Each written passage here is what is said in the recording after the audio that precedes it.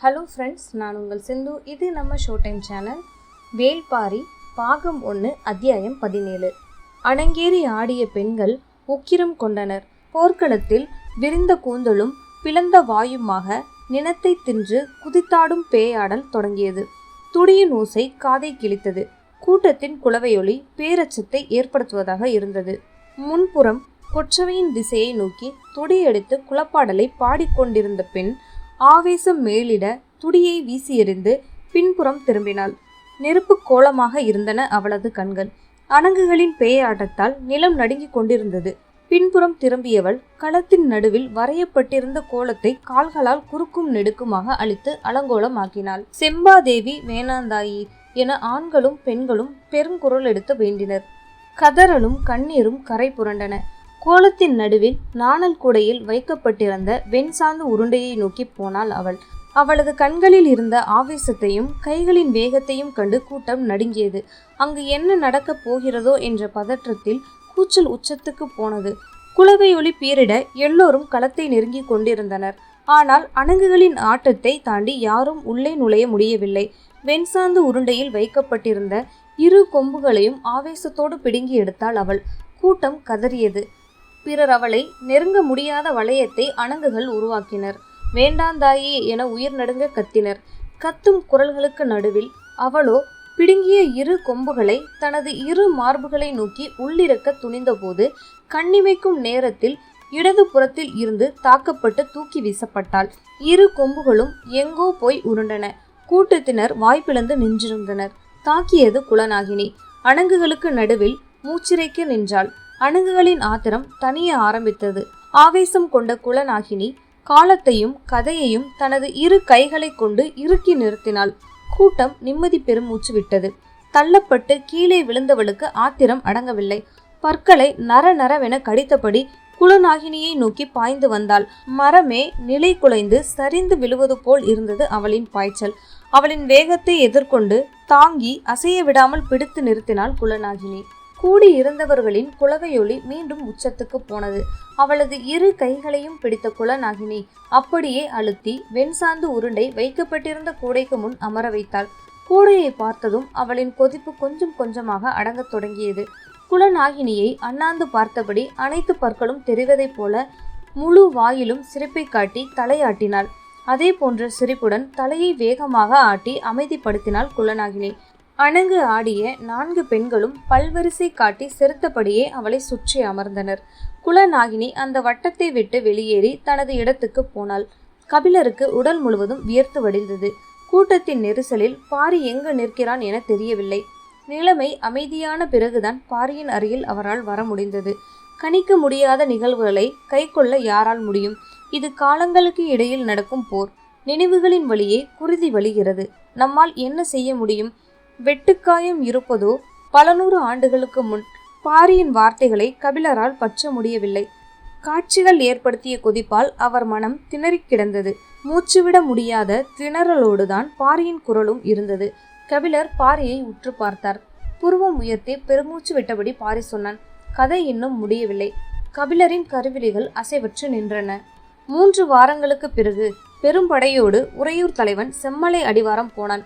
அப்போது அவர்களை எதிர்த்து போரிட அங்கு யாரும் இல்லை. அந்த பெரும் பொக்கிஷ மலை தங்களின் ஆளுகைக்கு வர காரணமான மகன் கிள்ளியை கொண்டாடி தீர்த்தான் தந்தை. சில மாதங்களுக்கு பிறகு கிள்ளியின் குதிரை உறையூரின் பெரும் வீதியை கடந்தபோது தொலைவில் வெண்ணெய் விற்கும் பெண் ஒருத்தி போவது தெரிந்தது. சற்றே அருகில் போய் பார்த்தான். அவனால் நம்பவே முடியவில்லை. தலையில் கூடையை சுமந்து போய் கொண்டிருந்தவள் செம்பா. வாய்ப்பிழந்து நின்றான். அன்று நள்ளிரவு நடந்த தாக்குதலில் இந்த அழகு தேவதை அழிந்து போனாள் என்றளவா எண்ணியிருந்தேன். எனக்காகவே மீண்டு வந்தவள் போல் அதே தெருவில் வந்து நிற்கிறாளே என்று திகைத்து போனான் கிள்ளி. சற்றே திரும்பி அவனை பார்த்த செம்பா சின்னதாக சிரித்துவிட்டு நடந்தாள். அன்று பார்த்ததை விட மெருகேறிய அழகு. அருகில் இருந்தவனை அழைத்து, குதிரையை அவன் கையில் கொடுத்த கிள்ளி, போய் தந்தையை அழைத்து வா. அன்று பார்க்காத அழகை இன்றாவது பார்த்து தெரிந்து கொள்ளட்டும் என்று சொல்லி அனுப்பிவிட்டு அவள் பின்னால் நடந்தான். இறங்கு வெயிலில் ஊரை விட்டு மிக தள்ளி முன்னர் கிடை போட்டிருந்த நிலத்தை நோக்கி அவள் நடந்தாள். அடர்ந்த செடி கொடிகள் துளிர்த்து கிடக்கும் பாதையில் அவள் நடந்து போகும் அழகை ரசித்தபடி பின்னால் நடந்தான் கிள்ளி. அவள் வேண்டுமென்றே எதையும் செய்வது போல் தெரியவில்லை. கைகளை இந்த பக்கமும் அந்த பக்கமுமாக நீட்டி பூக்களை பறிப்பதும் பூச்சிகளை தட்டி விடுவதுமாக அவள் நடந்து கொண்டிருந்தாள். பின்னால் வரும் ஒருவனுக்கு அவை அனைத்தும் சைகைகளாகவே தெரிந்தன.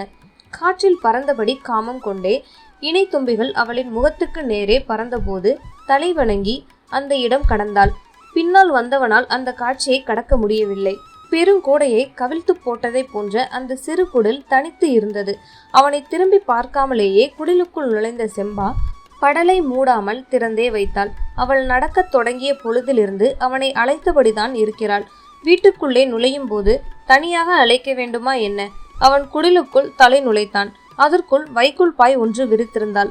அதன் நடுவில் கால் மடக்கி அவள் அமர்ந்த போது தும்பி உடல் மடக்கி பறந்தது அவன் நினைவுக்கு வந்தது. முன் செல்லும் தும்பியை நினைத்தபடி பின்னந்தலை சரிய பாயில் படுத்தான். செம்பாவின் முதுகில் கை வைக்கும் போதுதான் அவனுக்கு உள்ளிருந்த ஆபத்து பிடிபடத் தொடங்கியது. குடிலின் 4 திசைகளிலும் செம்பாவைப் போலவே 4 பெண்கள் குத்து வைத்த நிலையில் உட்கார்ந்து இருந்தனர். பார்த்த கணத்தில் சட்டென எழ முயற்சி செய்த போது ஆளுக்கு ஒருவராக அவனது கைகளையும் கால்களையும் பிடித்தனர். அவன் கடும் கோபத்தோடு கூச்சலிட்டு தன்னை விடுவிக்க முயன்றான். அவர்கள் பெரும் அழுத்தம் கொடுக்காமல் இயல்பாகவே அவனை அழித்து பிடித்திருந்தனர்.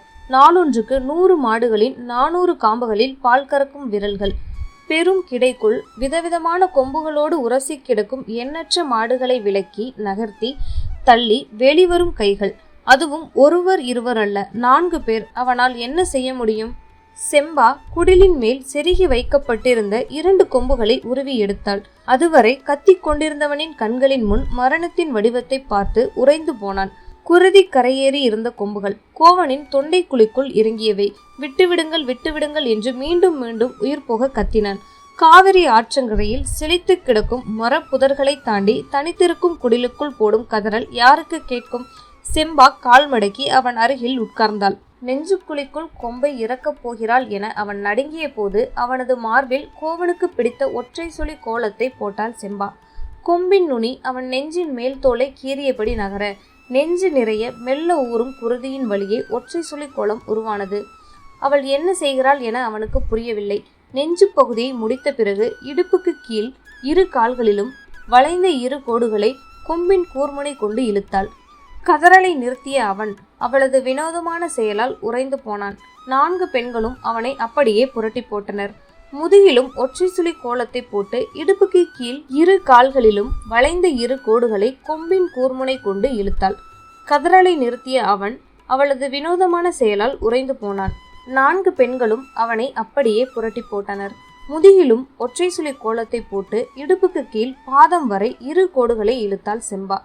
கொம்புகளால் குத்தி கொள்ளாமல் மேலெழுந்தபடி கீறிவிடுகிறாள். இது போதும், எப்படியாவது உயிர் பிழைத்து விடலாம் என்ற நம்பிக்கை அவனது கண்களில் உயிர் கொண்ட போது அவனை தூக்கி நிறுத்தினர். சட்டென கையை உதறி தன்னை விடுவிக்க முயற்சித்த போது இடதுபுறம் நின்றவள் ஒரு முறுக்கு முறுக்கினாள். நோயால் பாதிக்கப்பட்ட மாடுகளின் மூக்கில் பச்சிலை சாறு விட வேண்டும். அப்போது அதன் கொம்புகளை முறுக்கி மூக்கை மேல் நோக்கி திருப்பியபடி சாறு இறங்கும் வரை பிடித்திருக்க வேண்டும். மாடு தனது முழு பலத்தால் கொம்பை திருகும். ஆனால் அதை பிடித்திருப்பவர் அசையவிடக்கூடாது. மாட்டின் கொம்பை திருகி நிறுத்தும் பணிதான் கிடையில் அவளுக்கு பல நாள் கொடுக்கப்பட்டிருக்கிறது. அவனது கையை சற்றே திருகிய போது உள்ளுக்குள் எத்தனை எலும்புகள் நொறுங்கின என தெரியவில்லை. ஆனால் இவ்வளவு நேரமும் அவன் கத்திய மொத்த கதறலும் இப்போது ஒரே நேரத்தில் வெளிவந்தது. போதுமென நினைத்து திரும்பிய செம்பா அப்போதுதான் அவனது தோள்களை பார்த்தாள். வலது கை தோள்பட்டையில் ஒரு சுழியை கீறி விரல்கள் வரை இறக்கினாள். அதே போல் இடது கையிலும் இழுத்தாள். கொம்பை மீண்டும் மேற்கூரையில் செருகிய செம்பா குடிலின் ஓரத்தில் மூடி வைக்கப்பட்டிருந்த நாணல் கூடையை எடுத்தாள். அதில் மணமணத்து கிடந்தது வெண்சாந்து உருண்டை. அதை 2 கைகளாலும் அள்ளி அவனது கழுத்தில் இருந்து கால் கணு வரை பூசினாள். வெண்ணெயின் குளுமை அவனது உடலெங்கும் பரவியது. கூடை நிறைய இருந்த வெண்சாந்து உருண்டையை அவன் உடல் முழுவதும் மணமணத்தது. 4வரும் பிடியை விட்டு விலகினர். உயிர் பிழைத்தால் போதும் என குடலை விட்டு வெளியே ஓடினான் கிள்ளி. நீண்ட இடைவெளிக்கு பிறகு வெண்சாந்து உருண்டையின் மனம் காற்றில் பரவி பறவைகளின் மூக்குக்குள் இறங்கியது. ஓடிய கிள்ளியின் இடதுபுற தோளில் வந்து அமர்ந்தது ஒரு காகம். ஒரு கையால் அதை தட்டிவிட்டு திரும்பும்போது 3 காகங்கள் வலதுபுற தோளில் அமர வந்தன. இன்னொரு கையை தூக்க முடியாததால் வலது கையாலேயே அவற்றை தட்டிவிட முயன்ற போது தோளின் கிளிபாடுகளுக்குள் இறங்கி எழுந்தது காகையின் அழகு. ஐயோ என கத்த வாயெடுத்தவனின் செயலை மறுகணமே வாயடைக்க வைத்தது எதிர் திசையில் படபடத்து வந்து கொண்டிருந்த பறவைகளின் பெருங்கூட்டம். காய்ந்த நாணல் கூடையே நார் நாராக கிளிக்கும் அளவுக்கு பறவைகளை வெறிகொள்ள செய்தது வெண்சாந்து உருண்டை. மாலை நேரத்தில் பறவைகள் வலசை போகின்றன என ஊரார்கள் நினைத்தபோது அவை அனைத்தும் அலையலையாக வந்து இவன் மீது இறங்கிக் கொண்டிருந்தன. துள்ள துடிக்க கதறியபடி அவன் ஓட ஓட பறவைகள் கூட்டம் மகிழ்ந்து அவனை சூழ்ந்தது. பறவைகளின் அலகுகள் கொத்தி எடுக்கும் இடமெல்லாம் வெண்சாந்து உருண்டை உருகி உள்ளே போனது. அடுத்த பறவையின் அலகு ஆழத்துக்குள் போய் அதை எடுத்தது. செம்பா வெண்சாந்து உருண்டையை மேலெல்லாம் பூசும்போது அவனது முகத்தில் சிறு துளி கூட படாமல் பூசினாள். ஏன் என்பது உடனிருந்த 4 பெண்களுக்கு கூட விளங்கவில்லை. குடிலின் வாசலில் நின்று பார்க்கும் போதுதான் அவர்களுக்கு விளங்கியது. பறவைகள் அவனது உடலை துகள் துகள்களாக்கி கிள்ளி எடுப்பதை கண்களில் கடைசி துளி உயிர் இருக்கும் வரை அவன் பார்க்க வேண்டும். அழிவு அணு அணுவாக நிகழ்ந்து கொண்டிருந்த அந்த இடத்துக்கு மிகவும் தாமதமாக வந்து சேர்ந்தன மரங்கொத்திகள். அவற்றால் உள் நுழைய முடியவில்லை. காக்கைகளின் இடைவிடாத கரைச்சலும் பிற பறவைகளின் கத்தலுமாக பேரிரைச்சல் நிலவிய அந்த இடத்தில் மரங்கொத்தி பறவையொன்று அவனது இடதுபுற மார்பை நோக்கி ஓர் அம்பு நுழைவதைப் போல பாய்ந்து அதிவேகத்தில் வெளியே இழுத்தது தனது கூரிய அலகை. கபிலர் மறுநாள் காலையில் எழுந்தபோது உடல் முழுவதும் நடுக்கம் கொண்டிருந்தது. மூலிகை சாற்றை கொடுத்தார்கள், வாங்கி குடித்தார். பகல் முழுவதும் நடுக்கம் நீடித்தது. கண்ணுக்குள் செம்பாதேவி நிலை கொண்டிருந்தாள். ஆடுகளத்தில் உருண்டு விழுந்த 2 கொம்புகளை எடுத்து வந்து அவள் முன் வணங்கி நின்றான் முடியன். அதில் ஒன்றை அவனது இடுப்பு உரையில் செருகினாள். மற்றொன்றை அவளின் காலடியை தொட்டு வணங்கி கிடந்த வீரனொருவனின் இடுப்பில் செருகினாள். குலப்பாடலை துடியெடுத்து பாடிய அந்த பெண்ணின் முகத்தை அப்போதுதான் கூர்ந்து பார்த்தார் கபிலர். அவருக்கு அறிமுகமான முகம் அது. எங்கே பார்த்திருக்கிறோம் என குழம்பிய போது புலிவால் குகை அவரின் நினைவுக்கு வந்தது. பன்றி கரியை அவளின் கையில் கொடுத்த கணம் நிழலாட கை கூப்பி கபிலர் சொன்னார், மகள் அல்லல், என் தாய் நீ. மாலை நெருங்கிய போது கபிலரின் இருப்பிடத்துக்கு வந்தான் பாரி. உடல் நடுக்கம் இருக்கத்தான் செய்தது. அதை காட்டிக்கொள்ள கூடாது என அவர் செய்த முயற்சி பலனளிக்கவில்லை. உங்களின் நடுக்கத்துக்கு காரணம் உடல் அல்ல, மனம். அது கலங்கி போய் இருக்கிறது என்றான் பாரி. அதை ஏற்பதைப் போல தலையாட்டிய கபிலர் சற்று மௌனத்துக்கு பிறகு சிந்தப்பட்ட குருதி கதைகளின் வழியே தலைமுறைகளுக்கு கைமாறி வந்து கொண்டே இருக்கிறது. கதைகள் தான் மனித நினைவுகளில் இருந்து குருதி வாடை அகலாமல் இருக்க காரணமா என்றார். ஆம் என தலையசைத்தபடி பாரி சொன்னான். கடித்து இழுக்க விலங்குகளுக்கு பல் இருப்பதைப் போல மனிதனுக்கு கதை. நடுங்கி எழுந்தார் கபிலர். மனம் அல்ல, சொல்லால் நிகழ்கிறது நடுக்கம். கிள்ளியின் முன்புறம் பாய்ந்த மரங்கொத்தி பின்புறமாக வெளியேறி சென்றதை பேசும் கதைதான் நம்பிக்கையின் வேறாக இருக்கிறது. அது இல்லை என்றால் மேலெல்லாம் வைரக்கல் பதித்த பெருவடம் அணிந்த கிள்ளி ஆட்சி செய்து எல்லோரையும் வாழ வைத்தான் என்ற கதையே சொல்லப்பட்டு கொண்டிருக்கும். கதைகள்தான் நல்லவர்களுக்கான கடைசி நம்பிக்கை. பறவைகள், விலங்குகள், மரம், செடி, கொடி என இயற்கை எல்லாம் நமக்கு துணை நிற்க அழித்தொழிப்பவர்கள் வீழ்வார்கள், அழிக்கப்பட்டவர்கள் எழுவார்கள் என்ற நம்பிக்கையை கதையன்றி வேறு யார் கொடுப்பது? பாரி சொல்வதை கண்ணிமைக்காமல் பார்த்து கொண்டிருந்தார் கபிலர். பாரி தொடர்ந்தான். ஈட்டியை விசை கொண்டு எரியும் எங்கள் வீரர்களின் கை தன்னிகரற்ற வலிமை கொண்டிருப்பது சதையால் அன்று, கதையால். இந்த பதிவில் இருக்கும் நியாயங்கள் ஏன் என்னை வந்து சேரவில்லை? அதை தடுத்து கொண்டிருந்த உண்மைகள் என என்று யோசித்தார் கபிலர். வேந்தர்களுடன் தான் கொண்ட நட்புக்கு மனம் நம்பிக்கையாக இருக்க நினைக்கிறது. தன்னை பேணி போற்றுவதில் வேந்தர்கள் காட்டிய அக்கறையை பொய் என எப்படி சொல்ல முடியும்? எண்ணங்கள் மனக்கலக்கத்தை மேலும் அதிகப்படுத்தினர். அவர் பாரி சொன்னதை வழிமொழியவில்லை. முகம் உணர்வுகளை வெளிக்காட்டி விடக்கூடாது என நினைத்து சற்றே இறுக்கத்துடன் தலையசைத்தார். கவனித்த பாரி சின்னதாக புன்முறுவல் பூத்தபடி இருக்கையை விட்டு எழுந்தான். நீங்கள் நன்றாக ஓய்வெடுங்கள், நாளை காலை நான் வந்து பார்க்கிறேன் என்றான். ஏன் இன்று நான் வரவேண்டாமா? உங்களது உடல்நிலை அப்படி இருப்பதால் ஓய்வெடுங்கள் என்று சொல்கிறேன். இன்று 3ஆம் நாள், மற்ற நாட்களைப் போல இருக்காது. சற்றே அச்சமூட்டுவதாக இருக்கும். அச்சம் என்பதற்கு அவன் கொண்டுள்ள விளக்கத்துக்குள் நேற்றைய நாள் இடம்பெறவில்லை போலும். கடந்த 2 நாட்களில் நடந்தவற்றை நினைவு கூர்ந்தவரை கபிலர் கேட்டார். தெய்வ வாக்கு விலங்கு பழம் எடுத்த பிறகுதானே குலப்பாணன் உள்ளிறங்குவான்.